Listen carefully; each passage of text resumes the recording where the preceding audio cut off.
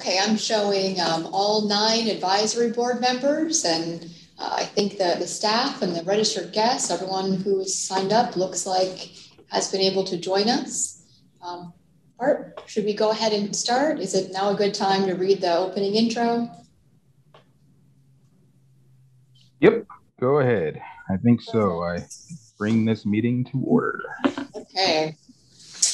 Well, welcome to the Parks and Recreation Advisory Board meeting, April 12th. My name is Penny Holler. I'll be facilitating the Zoom video portion of this meeting. I'm joined here by Director Derek Rogers and additional Parks and Rec staff via Zoom. This meeting is being recorded and broadcast on the city's YouTube channel. During the meeting, please mute yourself by clicking on the microphone icon found in the lower left side of the Zoom menu. This section is also where you can turn your camera on and off. For purposes of this public meeting, please keep your video on during the meeting. For general public comment, Chair Bart Littlejohn will call you by name to speak. Each participant has 3 minutes for public comment. After public comment is over, you're welcome to stay on the call if you would like.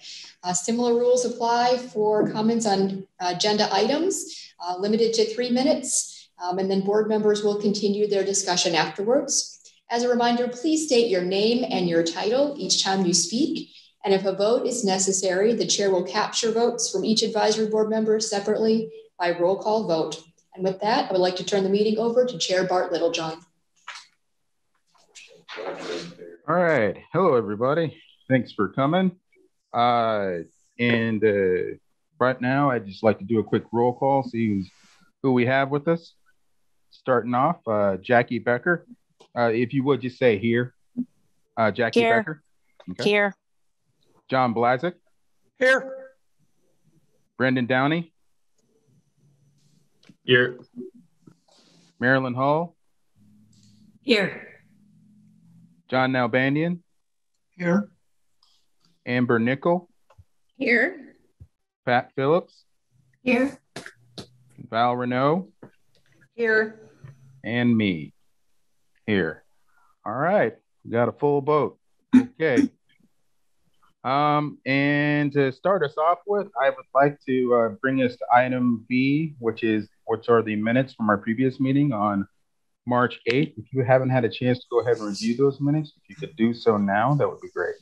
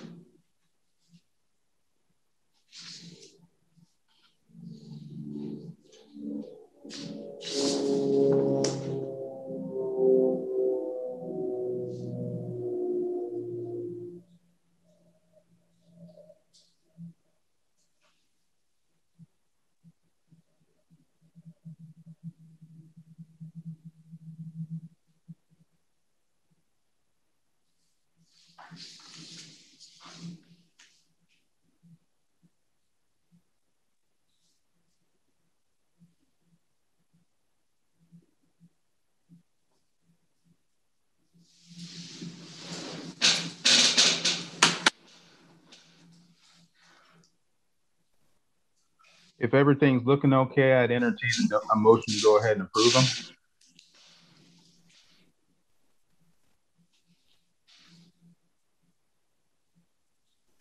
Val Renault, I move that we approve the minutes. Pat Phillips, I second that motion. Okay, that's Val Renault with the motion and Pat Phillips with the second. Bart Littlejohn, Chair, Parks and Rec. Is there any further discussion or questions regarding the minutes? Not seeing any. And I think I'll just do a voice vote on this. All those in favor, just please say aye. Any opposed, please say nay. All those in favor? Aye. Aye. Aye. Any opposed? Looks like the ayes carry it, and it looks like it was pretty unanimous. So, all right, the minutes are approved. That brings us to section C, public comment. Penny, it looks like we have a couple visitors today. And were they, okay. Penny Holler, management analyst. I believe all our guests today are a part of agenda item number 1 on a partnership effort. I guess I would request if anyone is here to speak on general public comments, could you please raise your hand for us so you can be recognized and speak during general public comment instead of on agenda item number 1 with our partnership efforts with Friends of the Caw?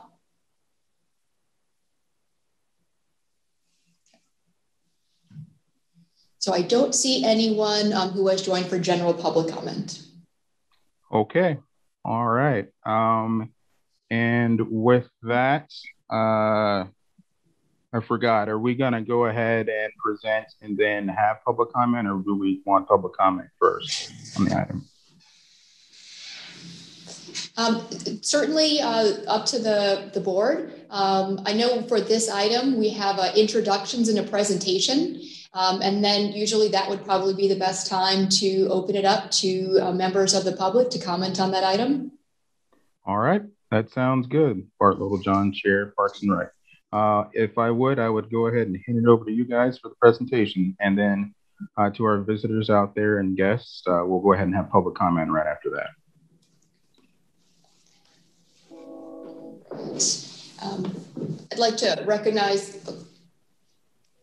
I'd like to go ahead and recognize our special guest today, Dawn Bueller. She's listed on the agenda as the Executive Director. I know, Dawn, you and Director Derek Rogers have been working on this item, so welcome.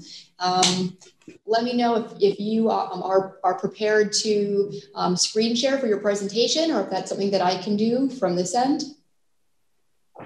Good afternoon. Thank you, Penny. Yes, I'm prepared to screen share, so I could do that. I will do that real quick.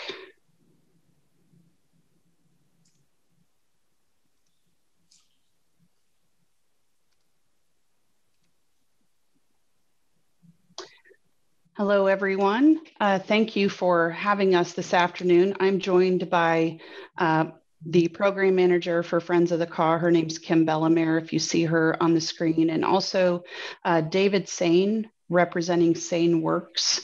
And we have a project concept that we're working on, and we've been working on this for a couple of years, and I'll try to go through this quickly because I know your time is short. So I sent a version of this, a PDF of this, to Penny. So if you want to see it in more detail, I'm sure that she could provide that so that you could watch it at your own pace. So just a little bit about Friends of the Caw. We're a 501c3 nonprofit whose mission is to protect and preserve the Kansas River, but we also work to promote compatible public recreational use and public access. The Kansas River is one of only 3 rivers in the entire state of Kansas that is a public waterway. That means that it's public from the high water mark on each side of the river. All of the other streams in Kansas are private.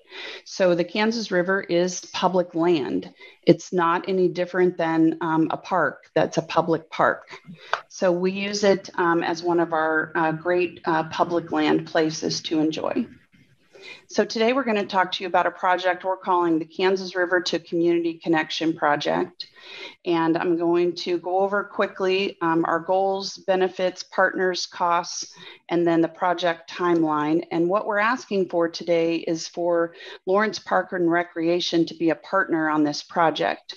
Now, we do have plans to bring this to every community along the Kansas River at some point, but we'd really like to see a pilot project occur in downtown Lawrence to connect people between the Kansas River and the Lawrence community. So here's the overview of our project. The Kansas River is a national water trail. It was designated in 2012, and there are 19 access ramps along the 173-mile corridor. The river touches 10 counties and has access to 13 communities, of which Lawrence is one of them.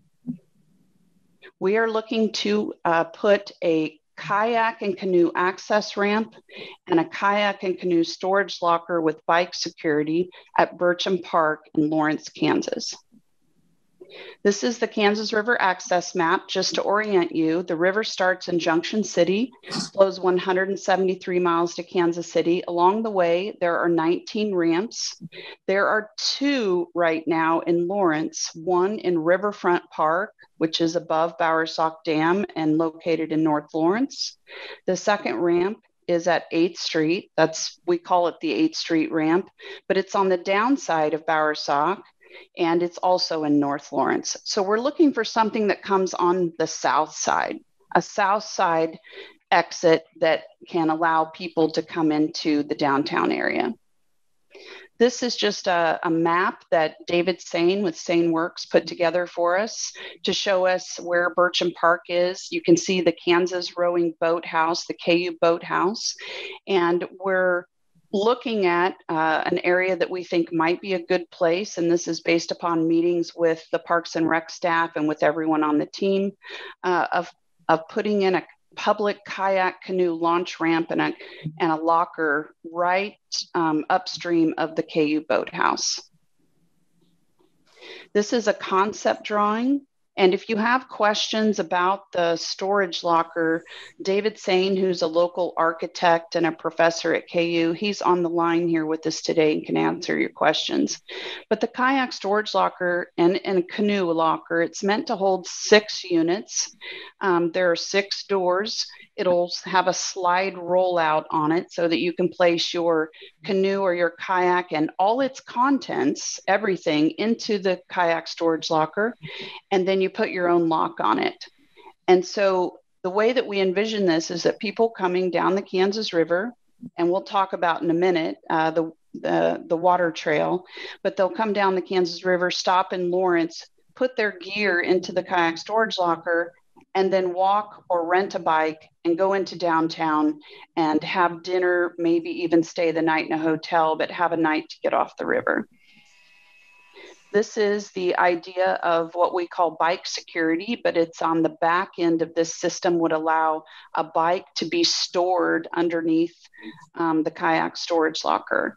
We do have quite a few people that use the river are also bike riders, and one of the things that they're looking for is a way to put their bike on the back, or their canoe or their kayak on the back of their bike, and they'll haul it up and down trails. And so they'll go in between access points on rivers. If you've never seen it, it's a pretty cool thing. And then they'll take their bike and they'll take it apart and put it in their boat and go on the waterway. So it's almost like a loop. They're looking for a loop to have for recreation. So these are some of the project benefits. We would like to showcase Lawrence as the host of this pilot project and to be the first one on the Kansas River. We believe that we'll get media attention and outreach opportunities as the premier river downtown connection.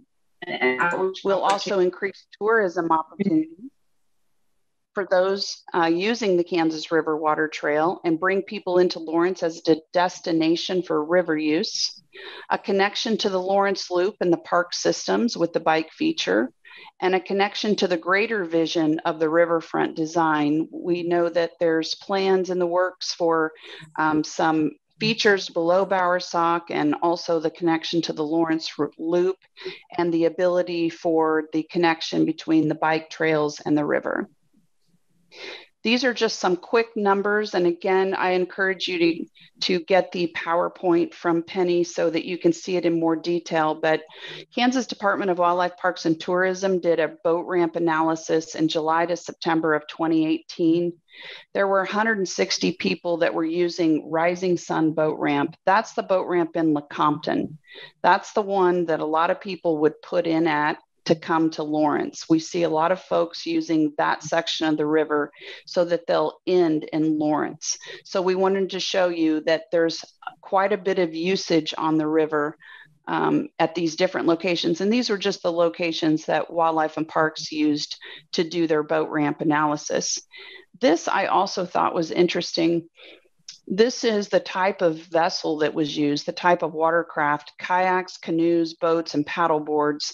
And the greatest increase that we're seeing is in the use of kayaks.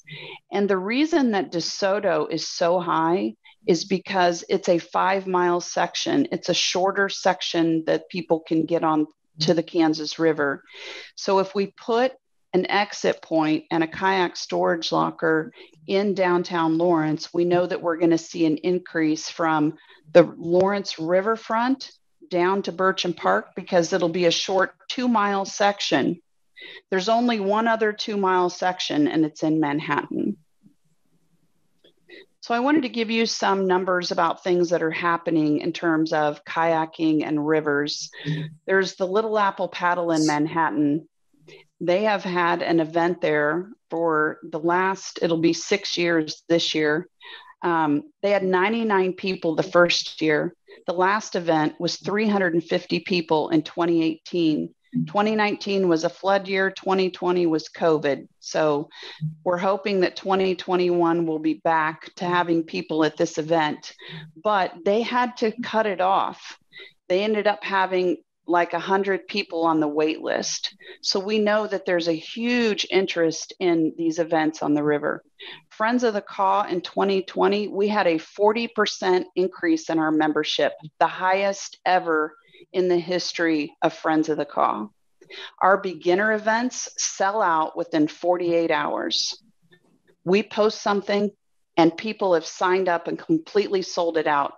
Last year, in late fall, we hosted a beginner event in DeSoto. It had over 100 people on the wait list to get on the Kansas River on a beginner event. Kayaks are sold out regionally. I don't know if you all know that, but it's really hard to find a kayak in the last year. We did an event in July of last year where we kayaked the entire Kansas River. We started in Junction City and ended in Kansas City to show people that you can kayak the entire Kansas River Water Trail. And if any of you are bike riders, you're familiar with the Katy Trail in Missouri. It's the same concept. You go from community to community to community along your trail, and you stop and you get food and you resupply and you go to the restaurants and you maybe stay at a hotel and take a shower. This is what we're talking about with the Kansas River Water Trail. People can start at the beginning, end in Kansas City, and stop in Lawrence along the way, but they need a place to put their kayak and their gear and lock it up, because they're not going to carry their kayak into downtown Lawrence. There's no place to put it, right? So if they can leave it down in Bircham Park in a storage locker, then they can come into town. When we did the journey, it took us 9 days. We made 7 community visits. We did stop in Lawrence, and 2 of your city commissioners came and joined us down at the boat ramp, along with a lot of the community members in Lawrence, and welcomed us into town. And we had a hamburger from the burger stand, and we had ice cream from Silas and Maddie's, and we put it all over Facebook Live so that people knew that they could enjoy something from the community. So there's lots of things happening on the River Water Trail. The Topeka Weir is almost finished. There's going to be safe passage through Topeka. Manhattan has a 3 Rivers project. Topeka is going to develop their downtown. I'm on that committee, and it will happen. We're finally moving in a direction for that.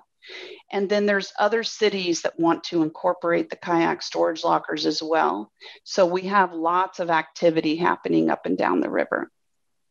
These are the project partners. Friends of the Caw will write the grant, manage the project in coordination with the partners, and have financial responsibility for the grant funds. We're asking for the City of Lawrence Parks and Recreation to provide the space for the project at Bircham Park and have the staff to help complete the concrete pad for the storage locker. David Sane with Sane Works will design and build the kayak storage locker with the bike security feature. And then we've talked to the Evergy Green Team, which, if you're familiar with Evergy, they have a plant upstream in Lawrence. Their green team will build the kayak and canoe access ramp. All materials will be built into the grant funds. We did just a brief project cost. This is what we would apply for with the grant. I will tell you it's very much an estimate because the grant is not due until September. So we've got some time to work out the details, but we will include these costs into the grant. Here's the timeline. The RFP will be out in spring 2021. The grant is due in September. It will be awarded in spring of 2022. I'm sorry, did I say that? The RFP is out spring of 2021, which is now. The grant is due this September. It will be awarded in spring of 2022. We believe we can build the locker over the summer of 2022 and have the project completed in the fall of 2022. And there's my contact information. And I hope I didn't take too much time, but I did want to give you as much information as possible to consider this project. So thank you for the opportunity. Thank you, Dawn. That's awesome. It's really great to hear. I think our only other person, it's like looks like we have David Sain on here as well. With that, I would like to go ahead and open it up to questions from the board.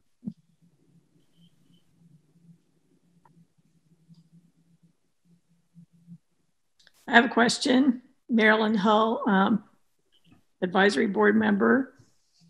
To what entity are you applying for the grant? That's question one. And question two is, will there be ongoing maintenance costs that Lawrence Parks and Recreation will have to pay? Thank you, Marilyn. Those are really good questions, and I should have included those. The grant is going to be to Kansas Department of Wildlife, Parks and Tourism's Recreational Trails Grant. And they have funded water trail projects once before. They do fund a lot of bike projects, but we're hopeful that they'll see the opportunity to fund another water trail project. The ongoing maintenance would be provided by Lawrence Parks and Recreation, but I'd like for David maybe to say a few words about what he expects for long-term maintenance.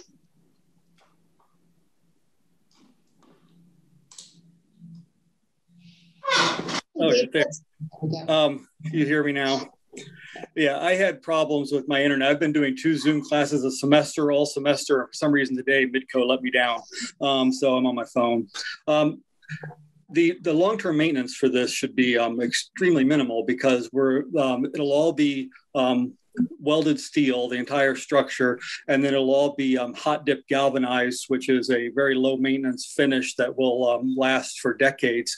And if anybody spray paints it, it can be easily cleaned with just a solvent. If there's flood conditions, you'll be able to come in quite easily and power wash it off, and everything should be require very little maintenance in the long term with the kind of use of steel, the bolted connections, and the galvanized finish.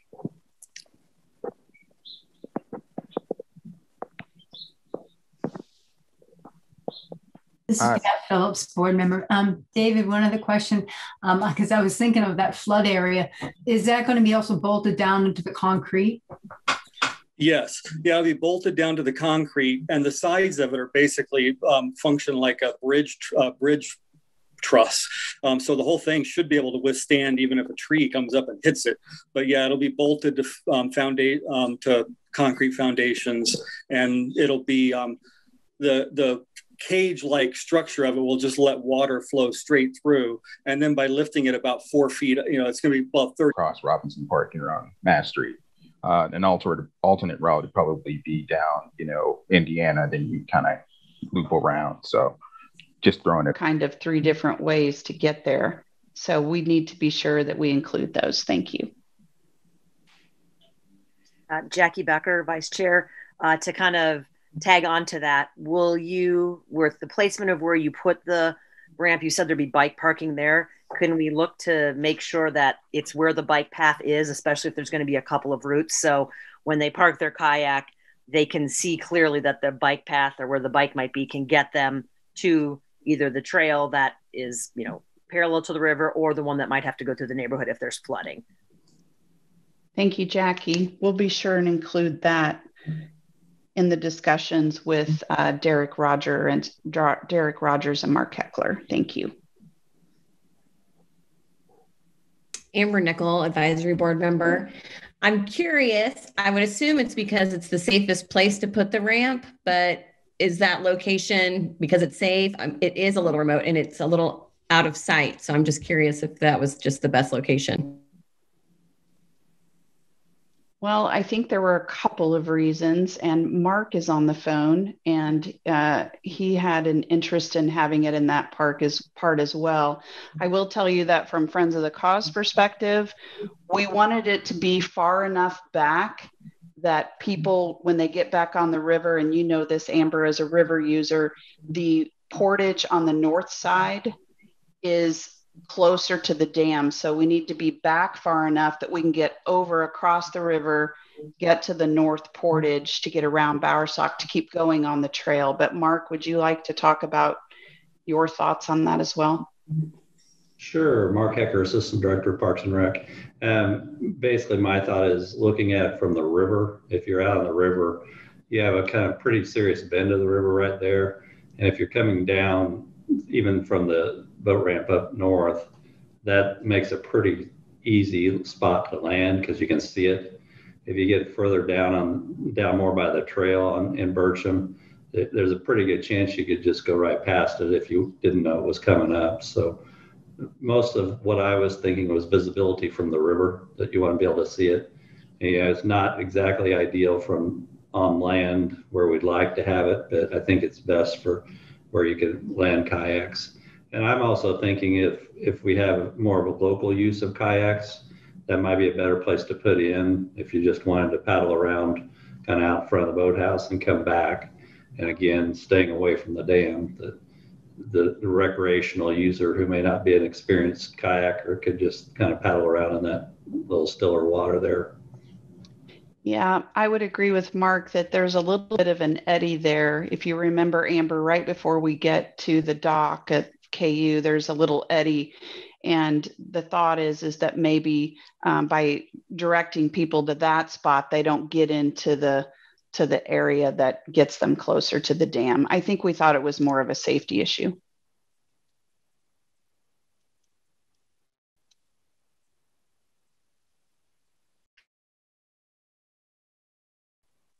Another question, since this is the park is public use, are there hours of usage? And if people are kayaking, say when it's getting a little darker, what's the lighting situation where you think this is going to be located?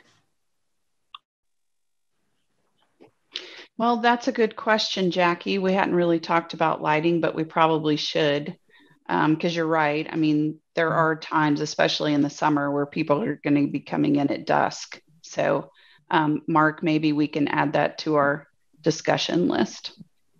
Thank you, Jackie. It might be that the KU Boathouse has lighting, but we'll have to check that. Marilyn Hull, advisory board member. Derek, what about this location relative to homeless camping? I think I just read a newspaper article that there was a cleanup in that area. And do we have any idea whether there's going to be any conflict between the kayak users and campers? I'll speak up on that. Part of the reason for making it as cage-like as it is and as open as it is was one, so that it would be able to let floodwater wash through. But the other thing was to make it where it really isn't useful for much of anything to be put into it other than kayaks or something that's in dry bags that can be protected from the rain. So that was part of the goal, the idea of that design is just to make it not very useful for you. Like crawling into it wouldn't help. It would be no different, be much less comfortable than being outside. And then putting things in it, it would just fall through it if you didn't have it in dry bags or something. And it wouldn't be any more protected from the weather than it would be outside. This is Marilyn Hull again. I wasn't so much thinking about the unit itself being tampered with as I'm thinking about kayakers being deterred in any way by the presence of campers that they, I don't know, might be uncomfortable around. Or if there are campsites out there with trash and that sort of thing. Derek Rogers, Director of Parks and Recreation. I think there's always going to be a potential for conflict anytime between people camping that are homeless and the public. That being said, the area by the boathouse to the west, I do believe there's some camps in there. I don't recall seeing them in the road last week when I was up there near the boathouse. There's always that opportunity for conflict, and Bertram Park has seen a high number of people camping right now that are homeless. So that is always a possibility, and we will continue to work to try to keep separation between high-use public areas and those that camp. Marilyn, we've also, as river users, Lawrence isn't the only community, as you well know, that has lots of camping along the river. And so we've been, and Kim Bellamere's online today, she's really done the work for us, but we've really been working with local homeless shelters to find, for information to help us work with people along the river and to be respectful of their camps and to help us with cleanups. So we have a cleanup that we're doing in April, and we're partnering this year with the Lawrence Community Shelter for the first time ever. And the purpose of that is for them to come in and help our volunteers understand how to work in these spaces. So I feel like we're trying to bring these groups in that can help our volunteers, which in turn helps them when they come into contact with homelessness along the river, up and down the entire corridor. So we are trying to work on that as well at Friends of the Caw.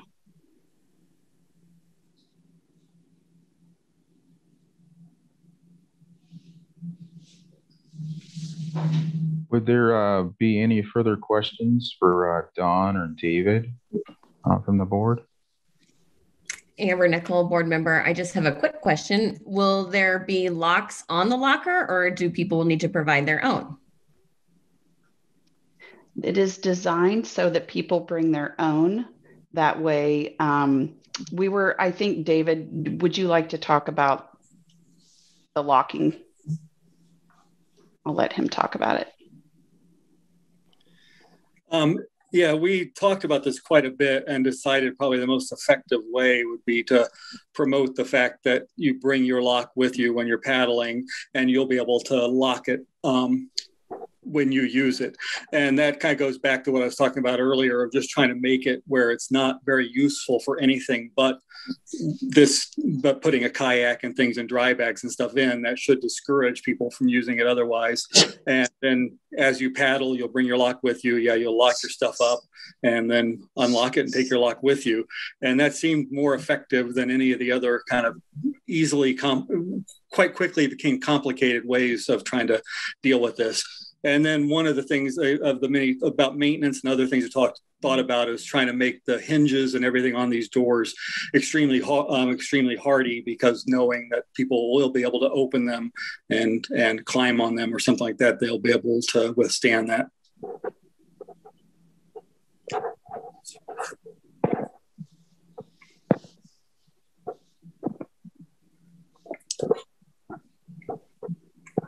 All right. I'm not seeing any additional questions for you guys.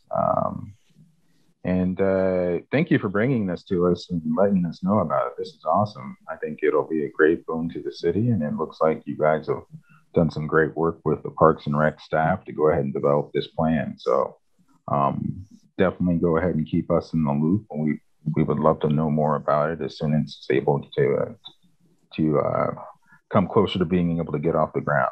So, Val? Yeah, I just had one question. Did that, I don't remember the total, but did that include adding the new pull-out or takeout on the south side of the river? Yes. Yeah, okay. So it's adding those two then. And there would be storage at both spots. There would be storage right now at the Lawrence Bircham Park location. And if this little pilot project does well, then we have plans to take it in more places along the river. And so we're hoping to test drive it, if you will, here. It's such a great location, and it's so close to the downtown that we think it'll be a great place to test it out. So thank you all very much. I really appreciate your time tonight. Thank you. Thank you, guys, and thank you for leaving your contact information. We definitely appreciate it. All righty. To go ahead and get us going, I believe our next item is partnership activity with the Lawrence Arts Center and Friends of Oak Hill Cemetery. Penny, I'm not sure who would be presenting on that. If you can help us out. I'll take that one. Okay. Mark Hecker, Assistant Director of Parks and Recreation. So we wanted to highlight a couple more partnerships that we've been working on, and I'll talk about a couple more. I'm going to share a screen here really quick. Are you seeing that brochure? Okay, so a partnership we've developed, this is brand new, we started working on it in January. So we're partnering with the Lawrence Arts Center to bring theater to the park. So this is programming. So if you see our little logo up here, we're a partner in this program. The Arts Center is doing all the program work. And so you can see all types of youth theater. They're presenting in South Park. They're doing an improv in South Park. So this is something that they said, you know, with COVID, they kind of have a capacity issue inside their building, and they wanted to run programs, but they really needed a space for for spectators and participants to come. So we were able to come up with a whole set of programs, and then we're going to host it over here in South Park. Watch a couple pictures. So we built a stage over in the northeast corner of South Park. Basically, it's going to be just kind of a flat deck where they can come out. They'll have a microphone. There won't be any lights, and they're going to do all types of performances. So the partnership was that we would build the deck, we'd provide the electricity, but we wanted them to leave it free to the public. So all these presentations or programs will be free for people to come out and enjoy. What this does is allow us to just provide a facility and them to do all the program work on it. It really is I think it's going to be kind of a cool little summer activity where people are just sick and tired of being sick and tired. So they want to get out in the park and enjoy some things. And it puts kids out on stage. So that's our stage. Looking at this was, you won't recognize it, but it's actually leftover pieces from the old skate rink. So we basically stacked them in, double stacked, and then bought new decking on top. We've kind of pulled it out of storage and put it out there, and it's going to work really great. It's 32 by 20 stage with the little step down platforms on each side. So you can see our very fancy backdrop we put back here. It was already there. The electrical panels are right over here on this side, so we can plug in and run anything we want. So just kind of a cool little partnership that we didn't have before this year, but I think it's going to be kind of fun. We're still working with the Lawrence Band on what we're going to do with them on your normal Wednesday night band concerts. But these performances are going to happen anywhere from Sunday night through Thursday night. And then we asked them not to book anything Friday, Saturday, and Sunday afternoon, so that if we had weddings or other bigger activities in the park, we wouldn't conflict. But I can see Picking and Fiddling might use this. I can see, Art in the Park will probably use this. Quite a few people are using it for lunch out of the county facility over there. So that's been a kind of a fun little partnership. Any questions on that one? Hey, Mark, John Blazic. Oh, go ahead, Pat. Okay, just briefly, thanks, John. This is Pat Phillips, board member. Not a question, but just a comment, Mark. I was checking it out, being curious, and I saw it in a write-up that it was there. I love the repurposing of the equipment as far as the skating rink. And the whole idea of the partnership, I think, is such a positive way that Parks and Recs is connecting with programs that reach all different ages. So I really appreciate that work. Sure. Mark, John Blazik, advisory board member. Hey, great idea. I think that's really cool. I think that's really good. Nice job, buddy. Thanks. I'm kind of excited about it. You going to sing? Definitely not. I just wanted to, I think it's really cool too. And I wonder, could you add a ramp so people in wheelchairs or, walkers could get on? Mark Ecker. Yes, I think that's a good thought. We'll talk with the Art Center folks about their needs. Yeah, if you still have some wood, it probably wouldn't take that much. Yeah, that's not a bad thought. Bart Littlejohn, Parks and Rec Chair. When would this be starting up? I'm sorry, I think I overlooked that. So let's go back to their little brochure here. So you can see anywhere from, they have some early spring activities, and then it looks like they're planning production numbers through June, July. So I think it's going to be kind of fun. All these are out in South Park. This is in South Park. So I know they're starting to practice already. It's kind of fun to look in other people's brochure activities. We always have our little magazine, and we looked at their programming. It's like, well, it's kind of cool. We tend to kind of do our own thing. They do theirs, we do ours. We don't really mix too often. So this is kind of a cool opportunity that we'll kind of see a little bit of what they produce over there.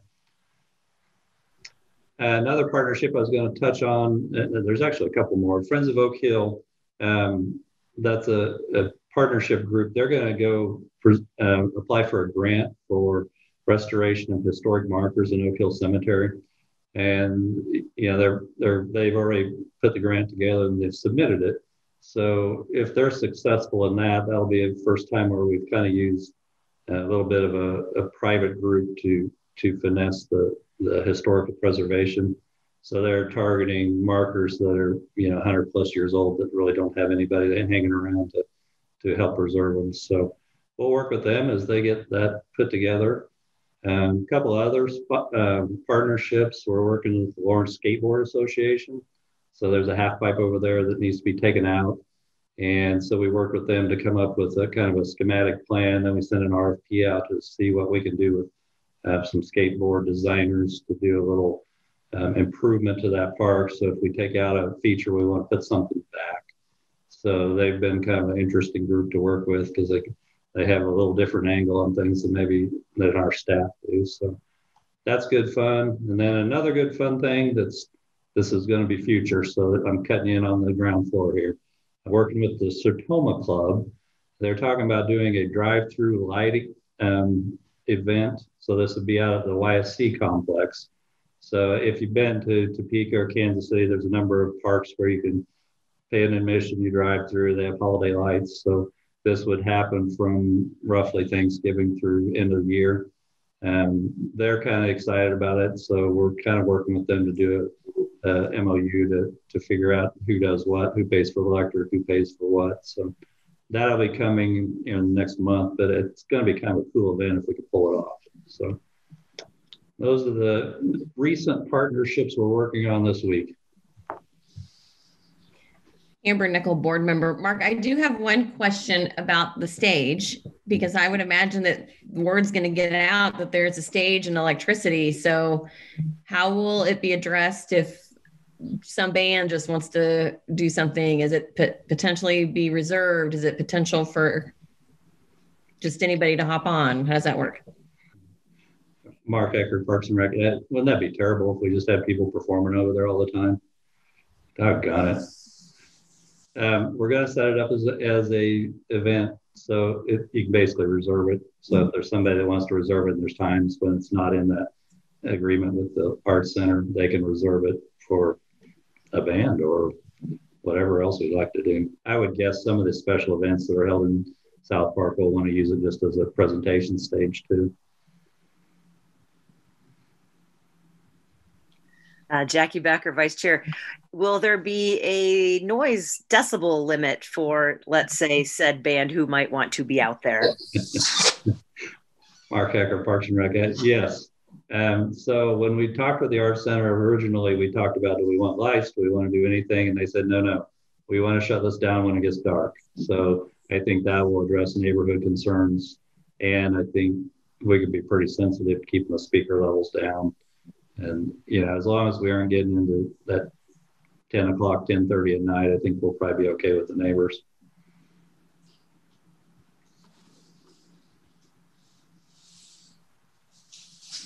Our little John, Chair, Parks and Rec. Well, this sounds awesome. It sounds like great opportunities to go ahead and get some live music out there and give people a break. So it's like you said, as long as the speakers don't go to 11, I think we'll all be fine.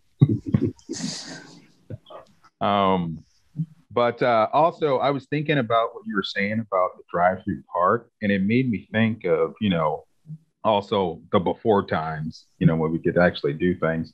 I went down to the Arboretum in Olathe, and they had like this light show as well. So I think that would be awesome. So, but yeah, what you guys are talking about with the drive-through light show, I think that's great. Mark Ecker, the Parks and Rec. One of the models for this is if you go over to Topeka and Lake Shawnee and their campground, they've had a presentation in there for probably 10 years that, they just keep building. But it's usually a fundraiser for a specific group. So we're working with Sertoma to kind of hopefully angle the fundraising towards the We Folk Scholarship Fund for us. And then they have a number of things that they support. So hopefully between the two of us, we can put something together that's kind of cool for the community.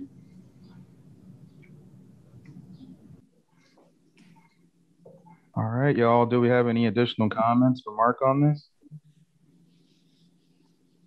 All right, great job, guys. Really is. All right, moving us on. Naming subcommittee updates. Item number 3. Who wants to take the wheel on this one?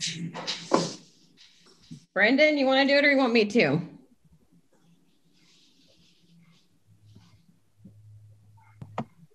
I thought you had said you were going to take this one, Amber. But yeah, I think you've got it. All right. Well, I just have some quick notes. And I said, well, so what I might have you do, Brendan, is maybe, well, no, I'll find it. Hold on. Sorry. So we were just going to kind of do a quick highlight of the document that we started with, which Derek had kind of pieced together from some multiple city examples. And sorry, I've got kind of a split screen, so it's a little small, but so we're working on the purpose of this policy, the objectives of this policy, criteria for names, and most cities base that on either like the subdivision or a historical event or something that has happened, significance, or geographical, like a hill or a point or something like that. And then, of course, like honoring either donations or somebody that's contributed greatly to Parks and Rec. And I guess one of the things, I'm not going to go through and really point out a bunch of the highlights yet, unless somebody wants to hear, how this is working through. But things that we talked about as a subcommittee that we're curious about is,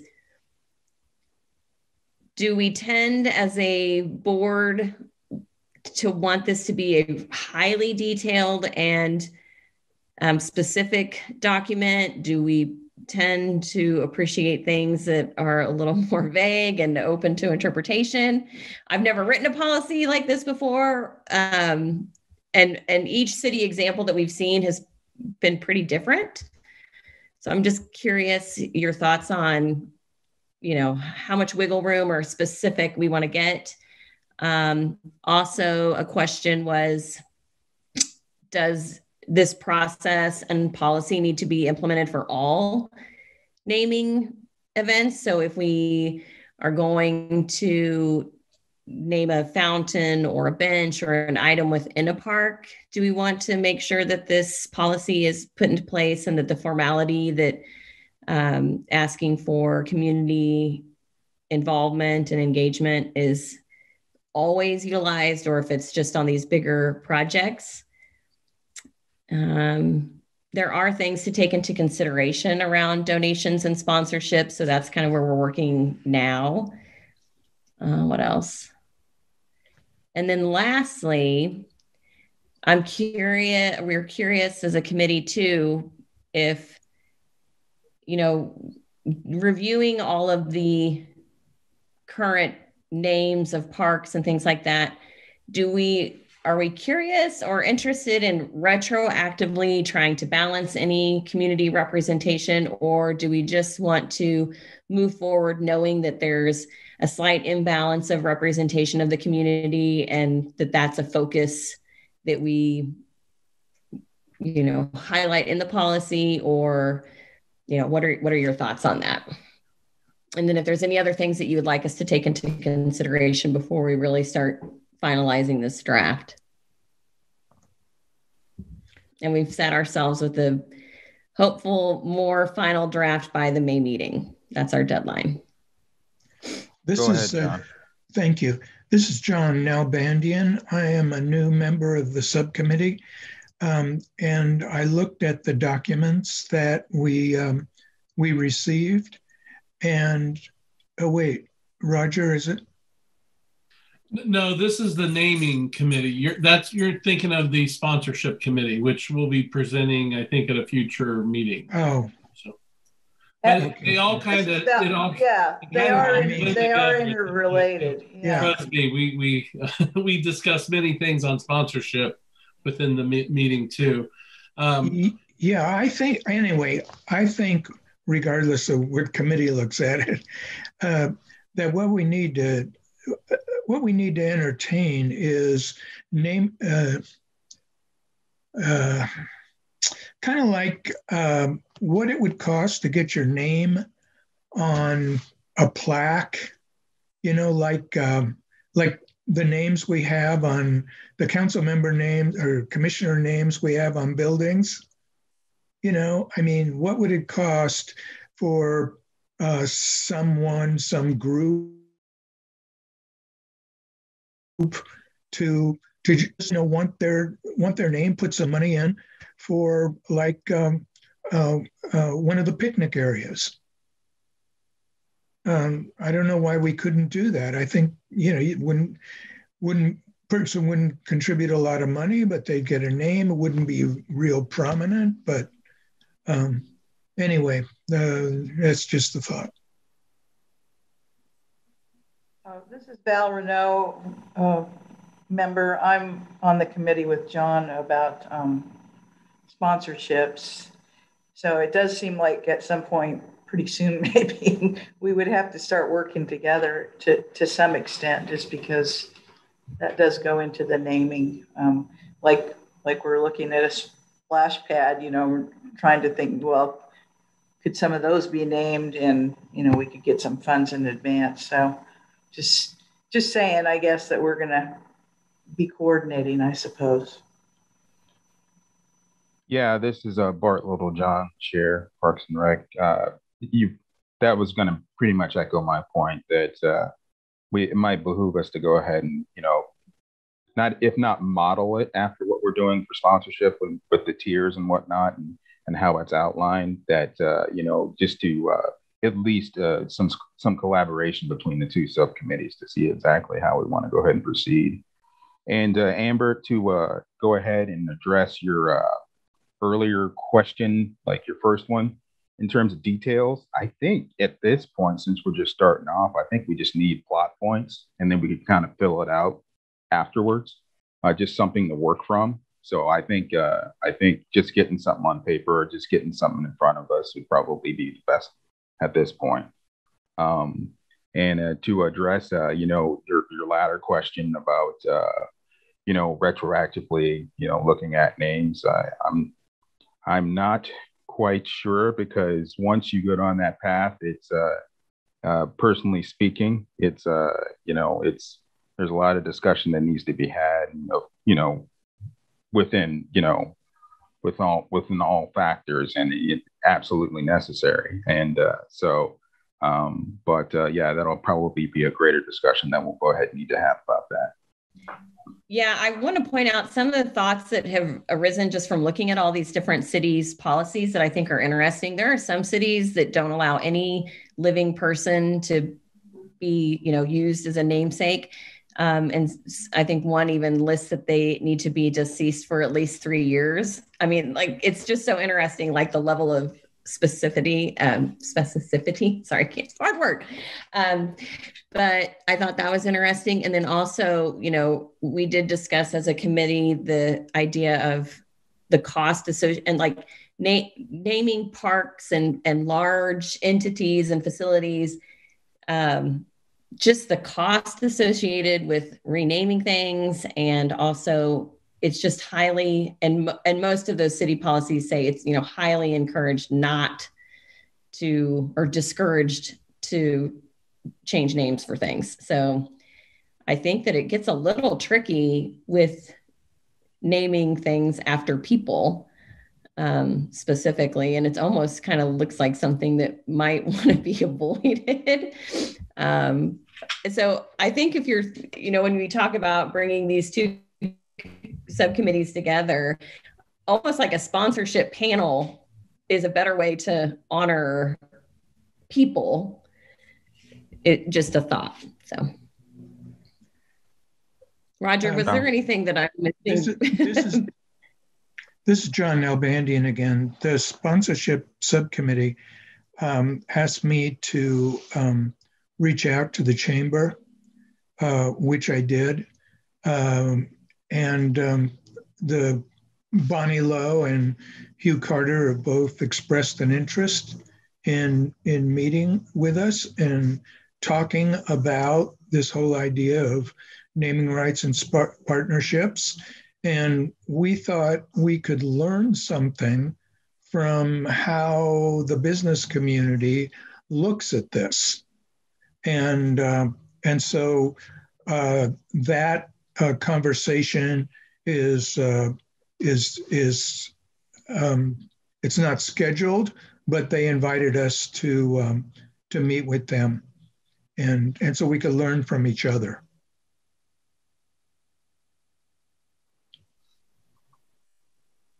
Roger, you were before me, so you should go. Oh, go ahead. Go ahead, Jackie. So Amber, one of the, because obviously I'm on the sponsorship committee too. One of the things, that you find out that we're still trying to assess with Roger, and if Roger, you'd be all right to share the documents you shared with us, what is the value of Parks and Rec, and be it a bench, be it a wading pool, be it a splash pad, be it a park, be it a trail, trying to figure out the community's comfortability on sponsorship. And so we did develop a quiz or a survey that we would like to try to get out. And then again, we have a listing. Roger put together a really nice document now of all of our parks that fits onto just a couple of sheets, have you take a look at it. And so I think maybe at some point, we could maybe merge us together or have a more larger roundtable discussion once you've kind of come up with how you've looked at naming rights and the things that you're finding out through the research you're doing. Because that's kind of how we ended up. We did a bunch of research and was like, oh, all these things we hadn't thought about. And Roger's been really excellent in having us take it slow so we don't jump into something too quickly. And then you end up with someone's name on something that maybe shouldn't have had a name on something. And so it's definitely a big thing to consider. Art, may I? Oh, yeah, go ahead. I'm Brock Marketing Specialist. In terms of the two things, naming rights, that would be more towards a sponsorship that the other committee is doing. I think that what Amber and Brendan is doing is more of putting together the thoughts in terms of how you name the parks for the community in general, not necessarily have dollars tied to them. Now where the marketing, the sponsorship policy comes into play is sometimes naming happens because of dollars. And so we have to make sure, because there are a lot of, and I think I provided both teams, I believe, the list of all the parks and how they were named in the community, something that I put together in 2017 when we were talking about the sponsorship policy. And it gets kind of blurred lines, but it basically, I'm thinking of like a park like Parnell Park. It was a piece of land donated by the Parnell family, and so their name got attached to it. Now, I don't know how that happened, but it was probably more or less because they donated the piece of land. So those types of situations happen. Again, that becomes a donation, which we're still working on that policy as well. So you see the many different layers, and I'm just trying to make sure that each one of them, as we build these, kind of understand each other's function within the world. So when we're talking about naming, it could be a public piece of land. And I know there's some that may be coming forward in the future near where the police station is. That park will need to be named in the future. So to me, that one would take on the public process. Then we have developers that have pieces of land that bring land to us, which they may or may not, depending on the actual agreements and contracts, they may want to name, and that's where it would go through a process, similar, that it may be that they put the name forward, then it comes here, then it goes to the city commission. Then we have the sponsorships where we try to go and recruit people to do things where they would put their name on a building, and it could be tied to a time period. Just 5 to 7 years or whatever we determine is that value for the dollars they're wanting to invest. So I think that we're working towards a plan that's mainly looking at what defines the community and what they feel are criteria to name a park in the long term instance. As Amber said, a lot of communities that have policies, they kind of have this misnomer that it's very hard to rename them once they're named. But you have to have those criteria, as we've witnessed in recent past.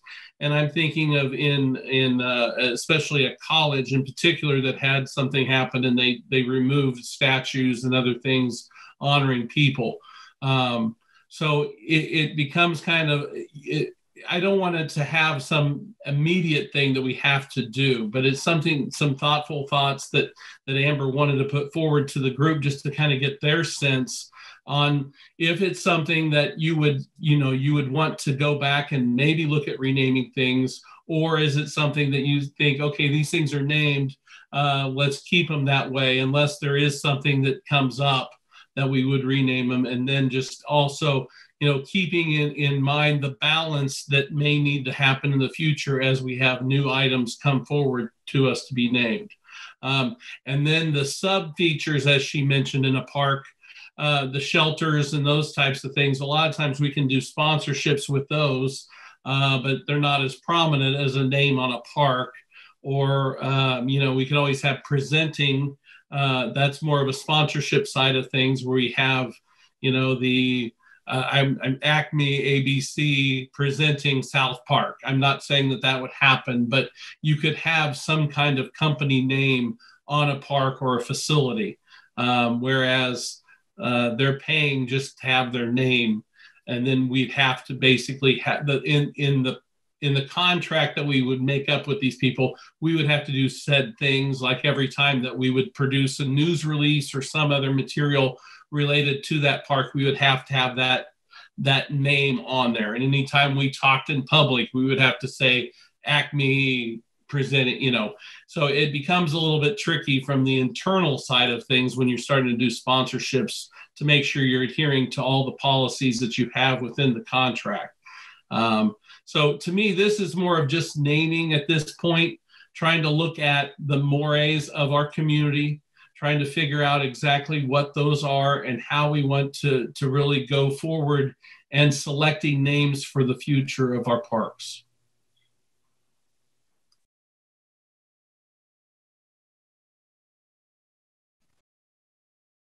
This is Bart Littlejohn, Parks and Rec Chair. All right, everyone, you got that? I hope you were taking notes. I wasn't. So. This is Pat Phillips, board member. Yeah, I got it kind of. But one thing I just wanted to share when I was thinking, when you were talking, Amber, one criteria I thought was important to filter through is the mission statement of our city, as well as Parks and Rec. So kind of just one of the top of the envelope as it filters down.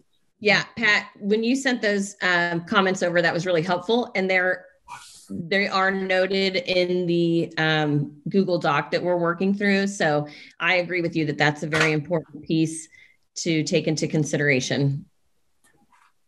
Brendan, was there anything that we talked about that I'm forgetting? No, I think you covered it out, but there's nothing I thought you were missing. I thought you covered every point that we talked about. I feel really confident that we have a good base for the policy and the document. So I think that we'll easily be able to present something at the next meeting that hopefully just requires a few minor tweaks. Cool. That's great to hear.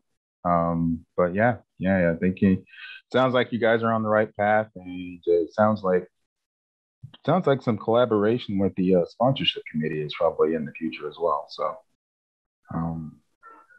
yeah, thank you guys for all your hard work on this. We truly appreciate it. One more, just I guess, question, comment. So since the park by the police department will be the next park then, right? Do we have a process already or is this going to be your debut with the new police park? I think that'll be the debut, right? Greg Rogers, Director of Parks and Recreation. That's what we were thinking. This would be a great time to get a good process in place to get the community engagement, to name the parks. And that's something I'm not really sure has been there in the past. And by having a policy that really spells out how the community gets engaged, how the advisory board gets engaged, how the commission gets engaged, should be a fun process and a pretty neat thing to see in action. So yes, whatever you call that park, that's the one. It could be Eisenhower Park for a street. It could be the police department park, whatever the community wants to come up with. Amber, Bart Roger Steinbrock, marketing supervisor. Amber, why don't you mention what you found about that one city that does certain things with parcels of land and tell their name. So we'll.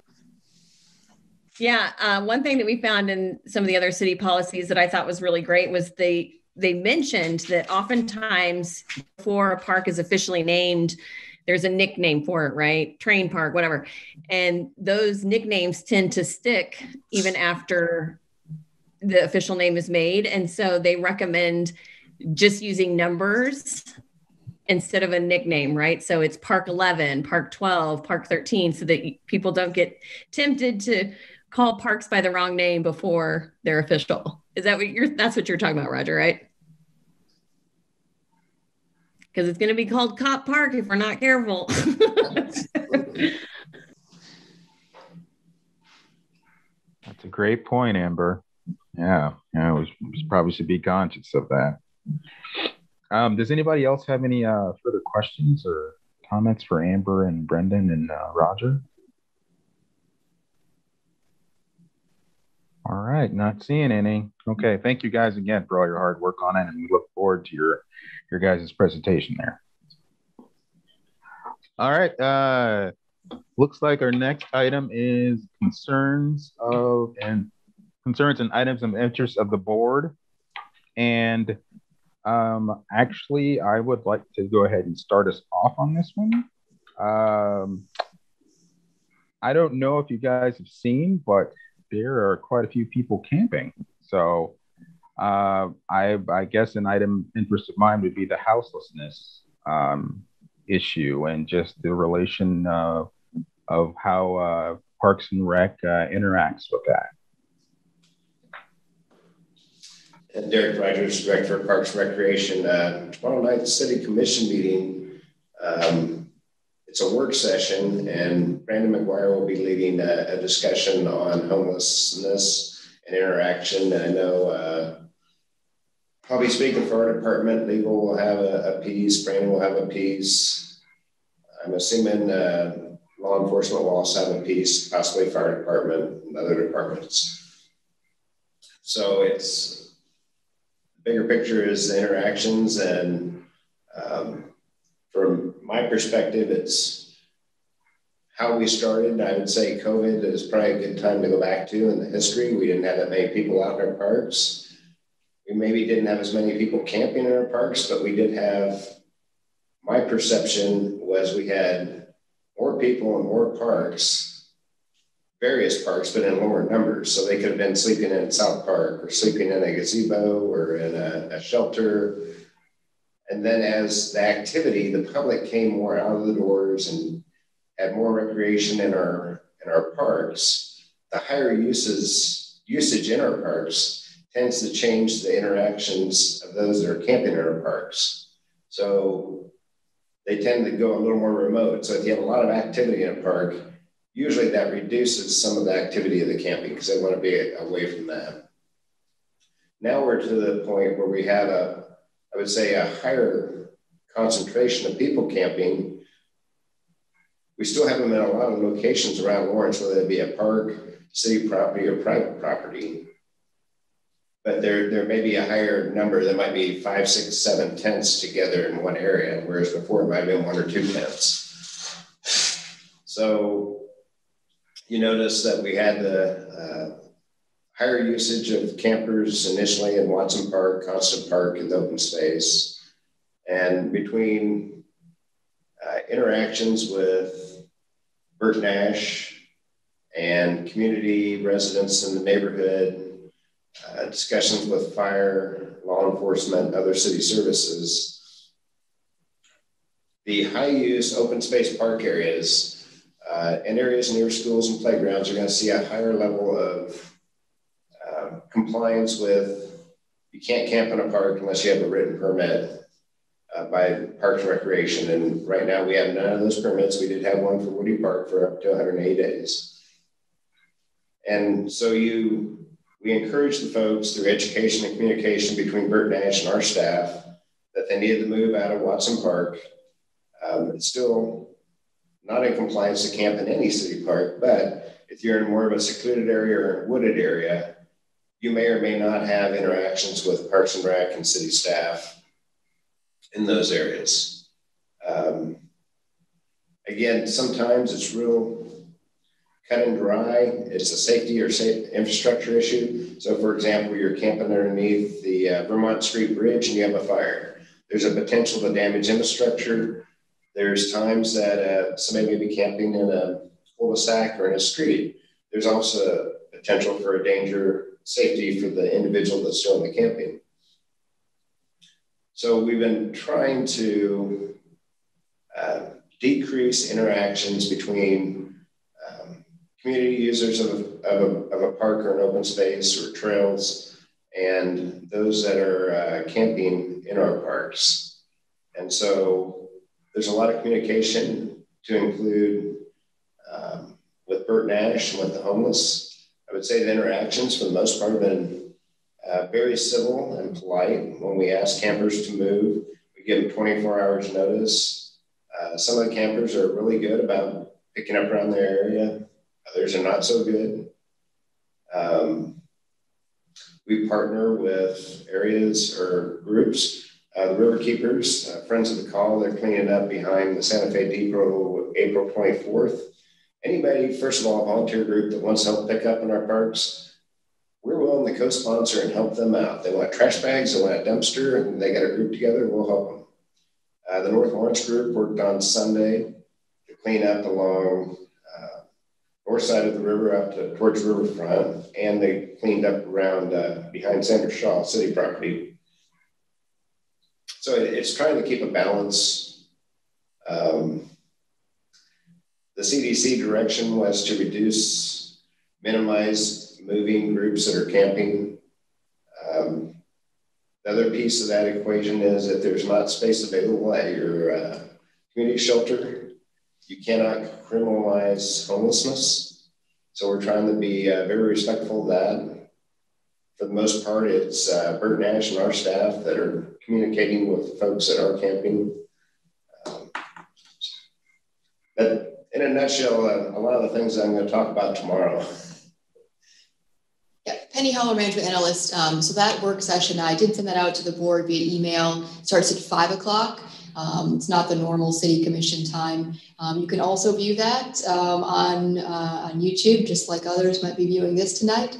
And as Derek mentioned, I think, there recently was a joint city-county commission meeting where they, started talking about, how the city and the county partner together, and in some ways, some of the reason the city was able to take the lead on some of these recent shelter projects was the availability of grant funding. But now that we have the opportunity to look at this further, what does that look like between the city and community partners going forward? So I think those are some of the questions that they'll look at the meeting tomorrow. This is Bart Littlejohn again, Chair Parks and Rec Board. And mostly I just wanted to, kind of get some of that information out in front of the board as well, and, kind of address it and make sure that, that it's something, top of mind. But I definitely just wanted to express that you guys have been put in a hard spot because you aren't the ones creating the policy. You're the ones enforcing the policy. And you're usually the first point of contact on both sides between those folks who are houseless and those folks who see the houseless folks and, those interactions there. So like I said, you guys are put in a tough spot and I think you guys are doing a great job. So I'm glad to hear that, you're so open and willing to help folks that are wanting to volunteer and clean up. The only thing I would add is you might go ahead and communicate that a little bit more just to, make sure that, folks know that you're willing to be a partner with that. And I just wanted to reiterate that, I appreciate all the hard work and effort that you guys are putting into this. Yeah, the resources piece, and Parks and Rec has done this for ages. The resource comes part of the equation when we do a cleanup, and about one a week is really maximizing the resources of the park staff. For example, we cleaned up, I think, around 5 campsites in 3 different areas of the city with 30 staff, and it took approximately 83 hours of staff time, half a day, that those 30 staff had normal duties to do additional duties as assigned, and it's not a task that staff look forward to doing. They do it because they're good people and it's community service. But they'd much rather be dragging ball fields, getting lines ready, and getting games ready for kids and prepping rec centers.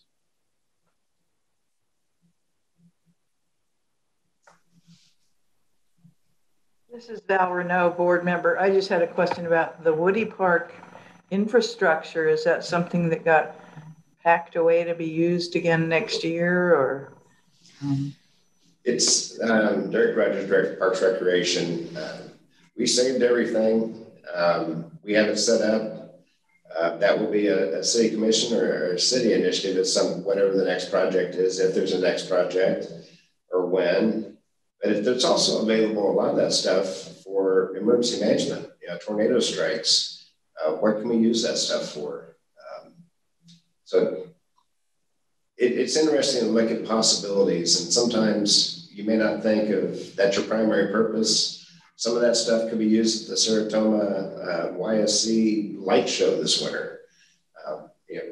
It's nice to have the extra capability when we need it.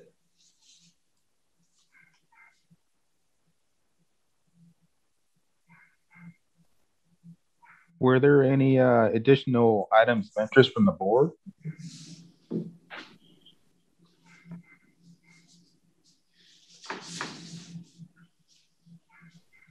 I am not seeing any. Okay. I'll go ahead and move us on. And it should be an interesting meeting tomorrow. Looks like our next item is staff update. Does anybody have any comments or questions regarding that?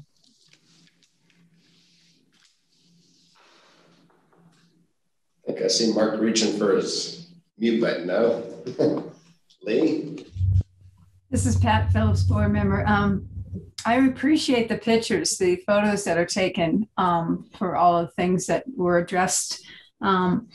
And also the signage at the Sesquicentennial Park. I know I messed that up, but I remember that she came to one of the meetings and that was something that she put out as far as a need and all the work that she's done. I think it's really good that there was some follow through to put that signage up. So I appreciate that.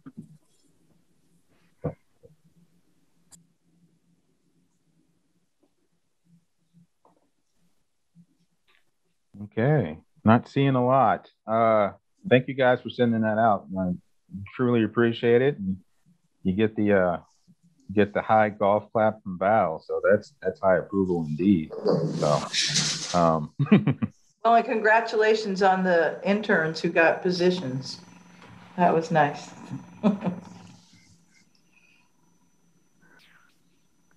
Well, I'm not. Yeah, just the long lists of everything done are just fascinating every time. So thank you guys. Absolutely, you guys are much appreciated. And unless you guys have anything you guys want to add, I think the next thing is the flame. Did you guys have any comments regarding the flame? I didn't realize 75th anniversary. That was something. And Derek Rogers, Parks Recreation. Roger did a great write-up for the flame. Thank you, Roger. April 2nd, 1946, we'd started. Our goal is still to start off a year of celebration. Unfortunately, COVID continues to dampen our plans. Hopefully sometime later this summer, we can start kicking off some more outdoor events to start the celebration. Roger, would you like to add anything or any thoughts? Nah, I think you covered it. I mean, it's a matter of just time.